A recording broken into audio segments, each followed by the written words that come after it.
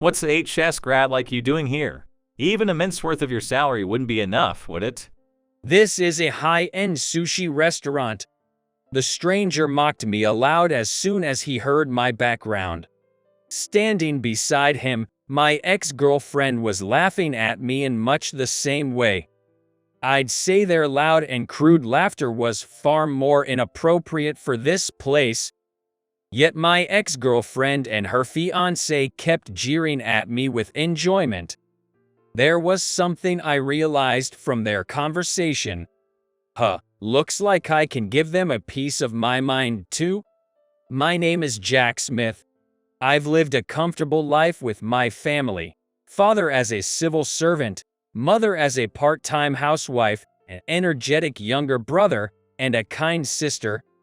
I love studying where the more effort I put in, the better results I got, and I entered a prep school near my home. I received high grades there too.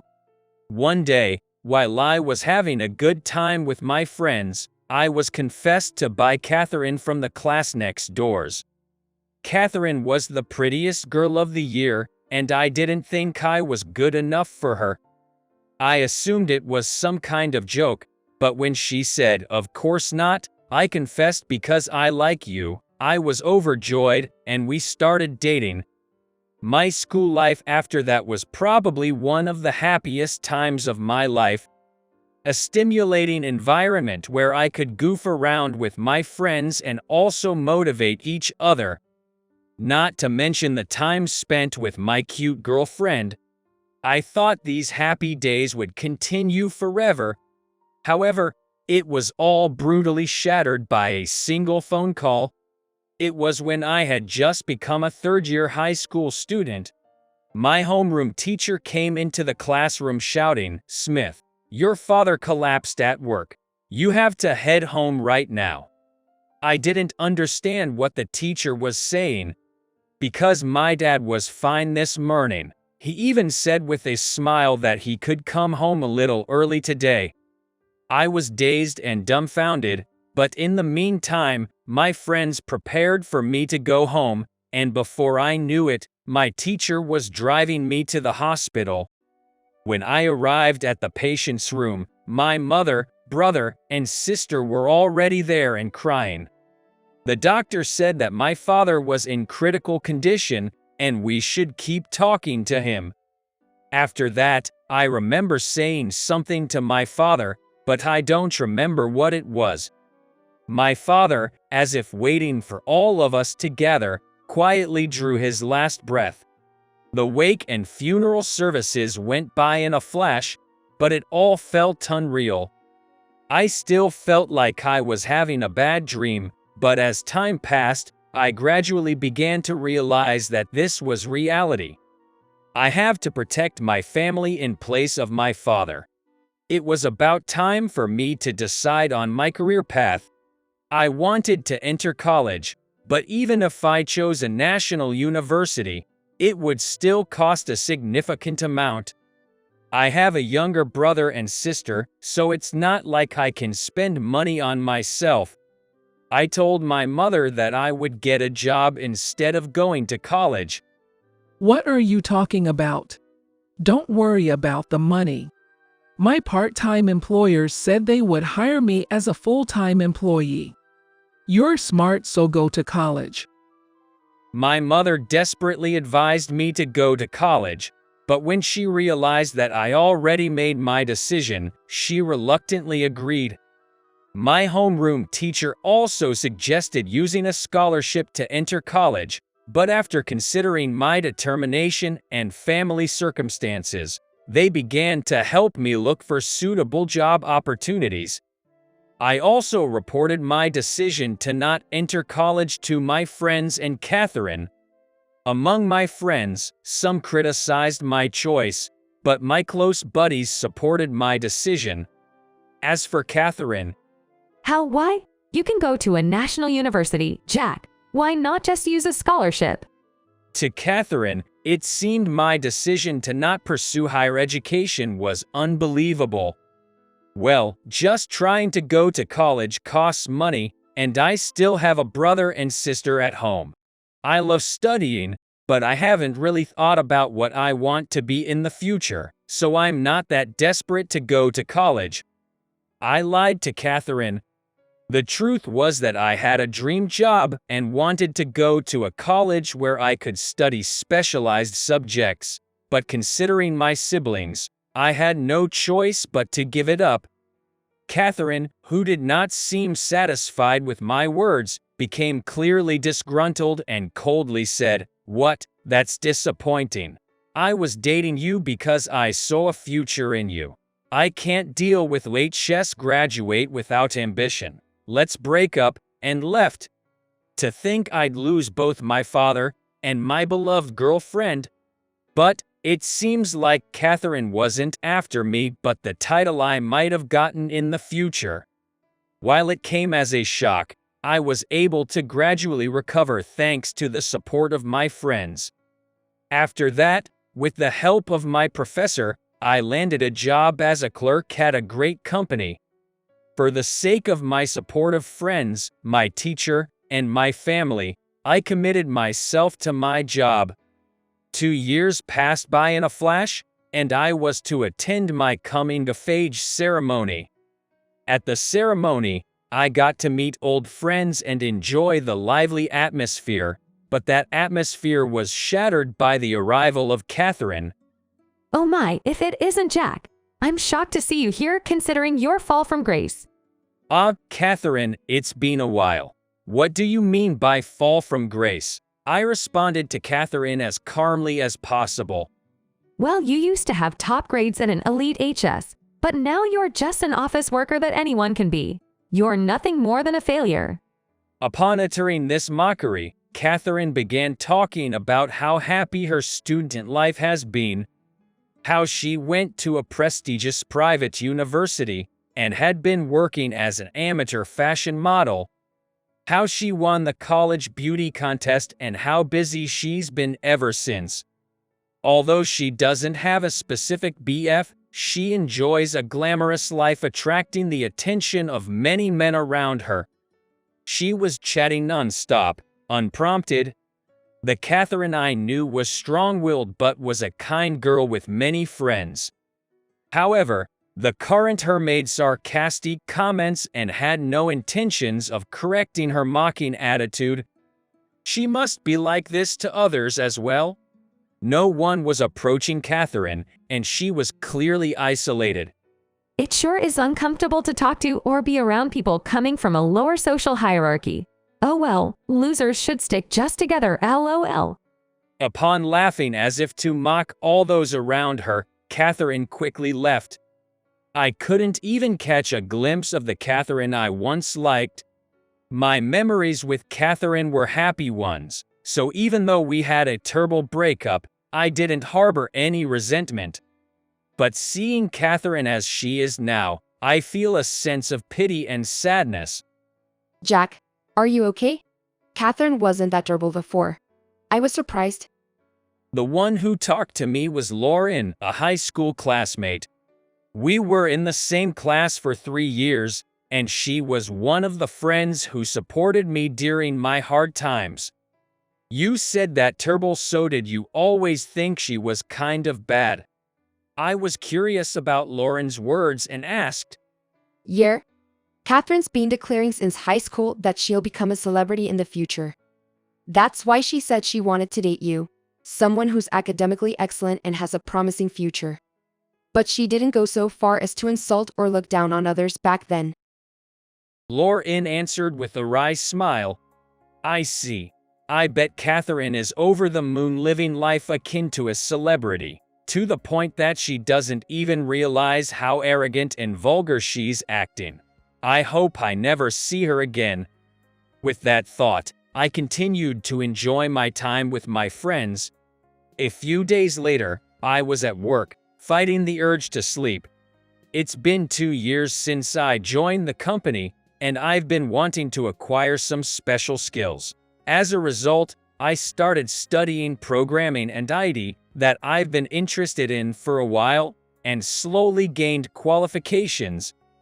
Using those qualifications, I started a side job in secret.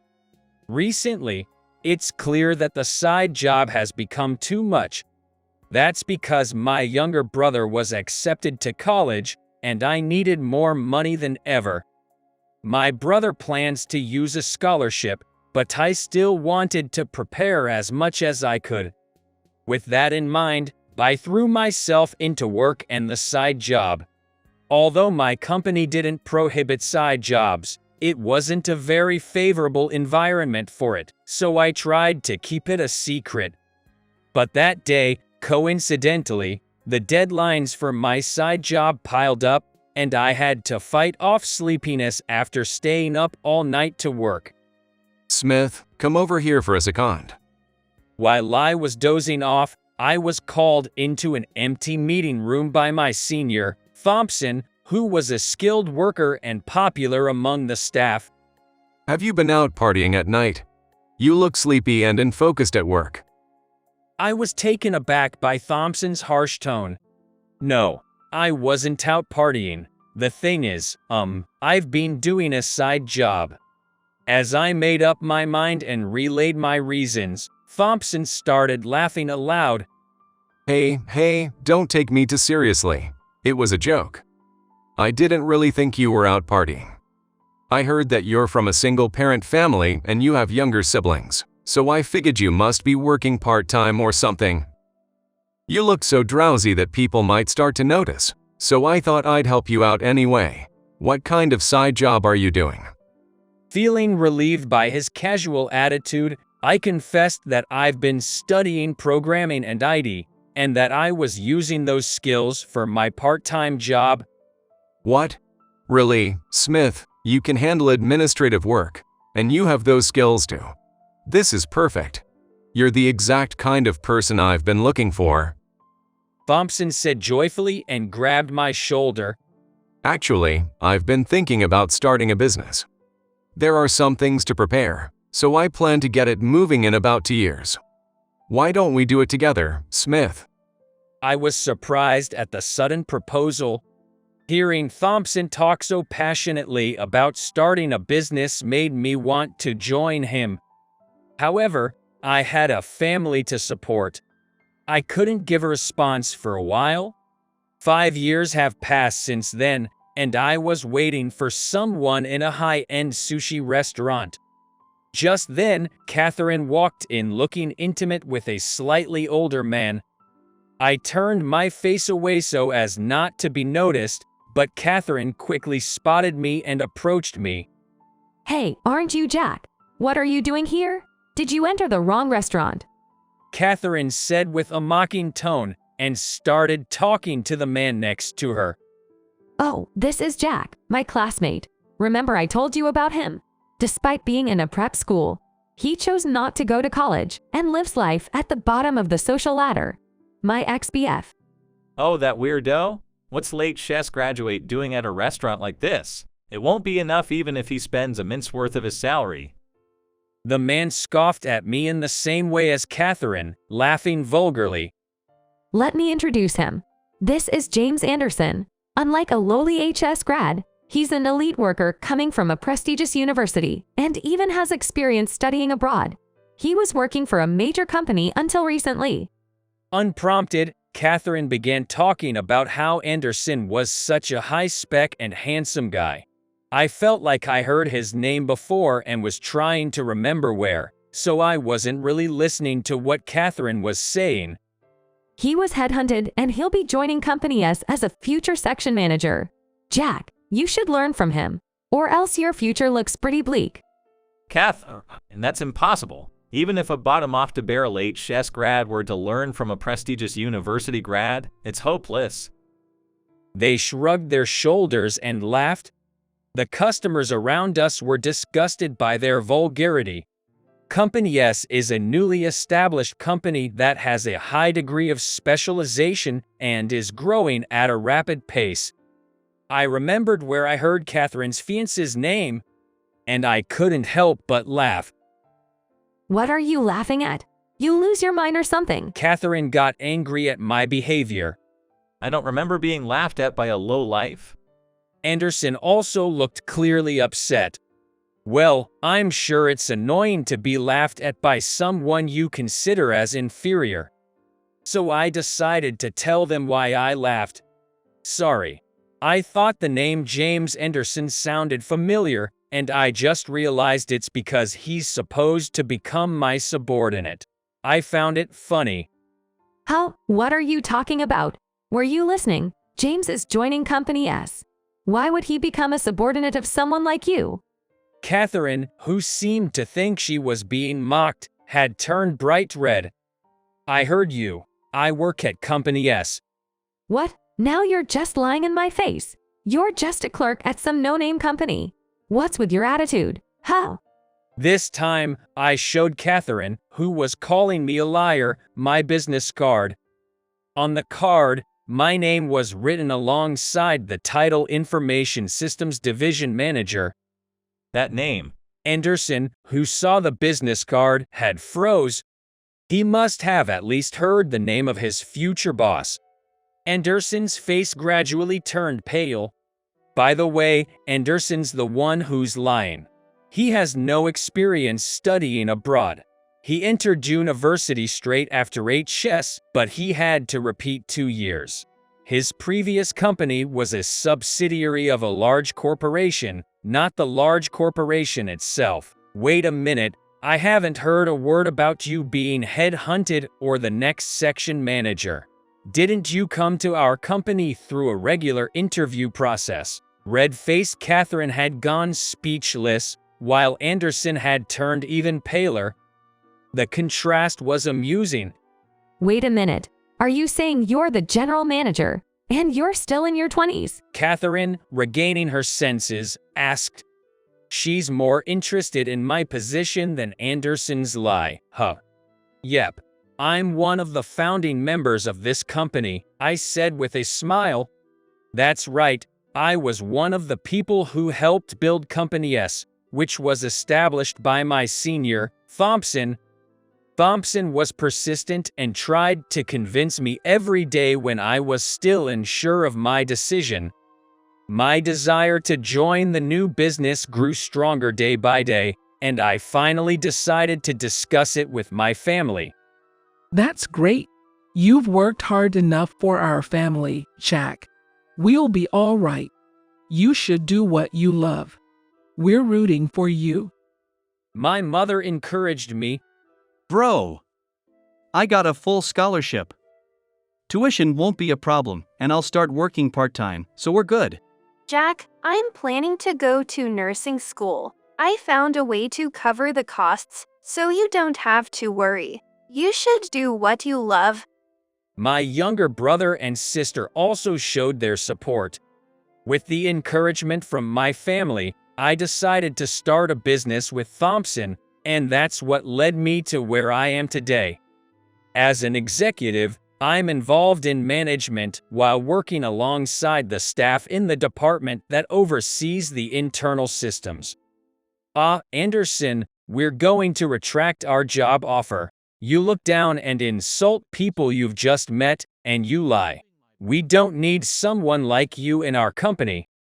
No, wait, sir, please. Anderson pleaded, but I gave him a hard look and said in a low voice, you wouldn't want to work at the bottom of society either, would you? If you understand, get lost. Anderson quickly left the restaurant. Your fiance just ran out, you should go after him. I told Catherine, who was standing there stunned. I don't care about him anymore. I'm going to break off the engagement with that liar. Rather than that. Catherine came and sat next to me, leaning in closer. You're amazing, Jack. You climbed to the top with your abilities, even without a prestigious education.